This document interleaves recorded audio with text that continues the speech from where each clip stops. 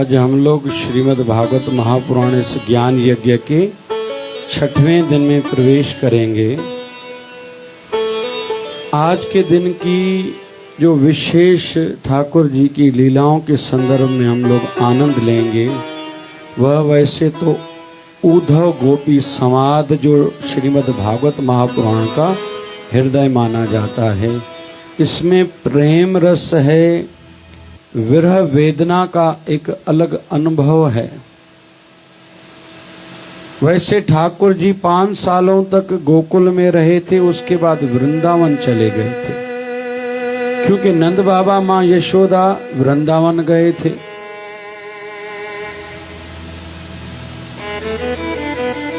सुखदेव जी महाराज ने श्रीमद् भागवत महापुराण में कहीं भी राधा शब्द का उच्चारण किया है, बड़ी गोपी करके संबोधित किया है। क्योंकि सुखदेव जी महाराज जब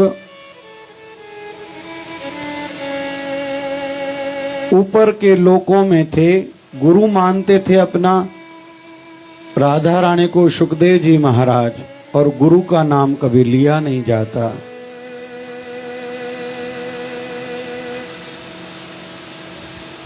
सुखदेव जी महाराज कहते हैं ऊपर के लोकों में, सुखदेव जी महाराज ऊपर के लोकों में राधा राधा नाम जप रहे थे। एक बार तो राधा रानी प्रगटी और प्रकट के कहने लगी कि अभी तुम राधा राधा नहीं, कृष्ण कृष्ण का उच्चारण करो। तो कृष्ण कृष्ण उच्चारण करने लगा तो ठाकुर जी का दर्शन पाया था। अभी थोड़े समय में ठाकुर जी के अवतार का समय आया। ठाकुर जी ने राधा रानी को कहा, चलो तैयार हो जाओ, अवतार का समय आ गया है। राधा रानी कहती है कि हे प्रभु, आप तो द्वारका होते हुए आएंगे, मैं सीधे ही ब्रजमंडल जाती हूँ। एक मत ये भी है कि राधा इसलिए ठाकुर जी से आयु में बड़ी थी, और सुखदेव जी महाराज को कहा था तुम जाओ कैलाश पर्वत पर, जहाँ शिव जी अमर कथा सुना रहे हैं। माँ पार्वती को हमने जो पहले दिन की कथा में अमर कथा सुनी थी, और इधर गोवर्धन लीला के बाद ब्रजवासियों ने समझ लिया कि ठाकुर जी कोई साधारण केवल कोई बालक नहीं है। अभी भगवान नहीं माना, यह भावना नहीं जगी, क्योंकि जिस दिन भगवान उनको समझेंगे उस दिन रास लीला का आनंद लेंगे। अभी असाधारण है कृष्ण, ये ब्रजवासी समझने लगे। क्योंकि रास लीला के संदर्भ में हम लोग थोड़ा समझें, ये काम दृष्टि से देखने वाला विषय नहीं है। इसलिए सुखदेव जी महाराज ने समय को ध्यान में रख के रास लीला को विस्तार में कहा ही नहीं है, क्योंकि कलयुग के जीवों की सोच छोटी सी है, जबकि रास लीला मतलब जीव और ब्रह्म का मिलन है। ये शरीरों के मिलन का विषय है ही नहीं। इसलिए जब तक कोई रास लीला को भगवत दृष्टि से नहीं देखेगा, उसको समझ ही नहीं पाएगा।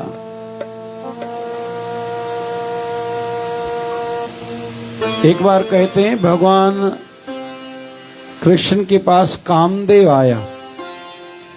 भगवान कृष्ण ने पूछा, भैया कैसे आए? बोले मुझे अपना काम करना है। ठाकुर जी ने कहा, याद नहीं है तुम्हें शिव जी ने भस्म कर दिया था, भूल गए? तो कामदेव कहने लगा, मैं उस समय गलत था, क्योंकि शिव जी तो सदैव राम नाम का जप करने वाले और सदा ही समाधि में रहने वाले हैं, इसलिए मैं भस्म हो गया था। प्रभु श्री कृष्ण भगवान कहने लगे कि मैं जब राम अवतार में था, वो बात याद नहीं तुम्हें? तो कामदेव कहने लगे, प्रभु उस समय आपने मर्यादा पुरुषोत्तम की लीला रची थी, एक स्त्री व्रत धारण किया था, बाकी स्त्रियों को आप मां बहन समझते थे। प्रभु अभी तो कामदेव कह रहा है कोई आपने व्रत ऐसा धारण न किया, न कोई मर्यादा है, न एक स्त्री वाला व्रत आपने धारण किया है। अब सब मेरे अनुकूल ही है, गोपियां साथ में हैं, शरद पूर्णिमा की रात्रि है, मुझे आपसे युद्ध करनी है, मतलब अस्त्र शस्त्र चलाने हैं, काम बाण चलाने हैं मुझे। कामदेव ने प्रहार किया लेकिन जीत न पाया, उसकी हार हुई। इस दृष्टि से भी हम लोग मानेंगे रास लीला काम रहित ठाकुर जी की लीला है। ऐसी भी एक मान्यता है, भगवान राम ने जब रावण का वध किया, हनुमान जी महाराज आए, निवेदन करने लगे कि प्रभु जैसे आप लंका के जाते समय कईयों को दर्शन देते गए थे, अभी लौटते समय भी कई ऋषि मुनि कई समय से आपका प्रतीक्षा इंतजार कर रहे हैं, कृपा करके दंडक वन में सभी को दर्शन देते चलिए। भगवान कहते हैं कि मैंने भरत को वचन दिया था जिस दिन 14 साल पूरे होंगे मैं आ जाऊंगा, नहीं तो भरत ने कहा था मैं खुद को आत्मदाह कर दूंगा, खुद को खत्म कर दूंगा। भगवान श्री राम हनुमान जी महाराज को कहते हैं इस समय मैं नहीं चल पाऊंगा। हनुमान जी महाराज कह रहे हैं बहुत समय से ये दंडक वन में ये सभी आपका इंतजार कर रहे हैं। राम जी ने कहा चलो अगर मैं आपकी बात मानो, सबको दर्शन दूं तो विमान पर ही चढ़ा हुआ रहूंगा क्योंकि मेरे पास समय नहीं है। उनको जाके कहो एक युग तक और मेरा इंतजार करो। ध्यान से सुनेंगे, कितना कलयुग की आयु है, सिंपल में हम लोग याद रखेंगे, आगे के लिए थोड़ी थोड़ी धर्म की जानकारी होनी चाहिए। कलयुग की आयु है 4,32,000 साल। उससे पहले था द्वापर, उसकी डबल मतलब 8 लाख साल। उससे पहले था त्रेता, त्रेता की आयु 12 लाख साल। और उससे पहले था सतयुग, सतयुग की आयु थी 16 लाख साल।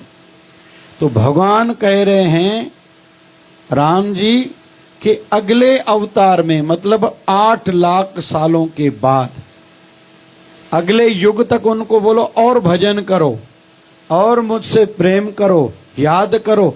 उसके फल रूप में जब मैं कृष्ण अवतार धारण करूंगा, क्योंकि राम जी ने त्रेता युग के अंतिम चरण में अवतार धारण किया है, वैसे ही भगवान श्री कृष्ण ने द्वापर युग के अंतिम चरण में अवतार धारण किया है। जब ठाकुर जी गौलोक धाम गए फिर कलयुग प्रारंभ हो गया था। 5200 साल पहले का ये विषय चल रहा है। कलयुग को प्रारंभ हुए 5200 साल से थोड़े साल ज्यादा हो चुके हैं, प्रारंभ हुए।